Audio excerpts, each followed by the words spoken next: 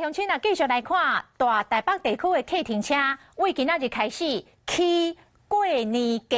坐一逝都要加收30块，就为今仔日开始到年假上尾一天，正月初8，总共是13天。民众若针对这个计数有疑问，拢会当当场甲司机来确认。除了过年起价之外，台北市公共运输处嘛来表示，现部客停车费率是2015年核定实施的，到今已经有7年无来调整了。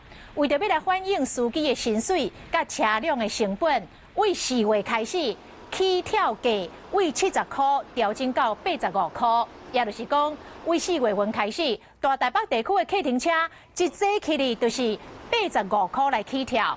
啊，客停车的业者若是无理这进前修改迄个跳钱的表，安尼就歹势咯，也是爱按照旧表来收钱。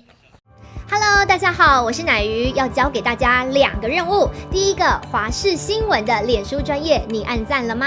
还有华视新闻的 YouTube 频道，赶紧订阅起来，还要记得按赞，开启小铃铛哦。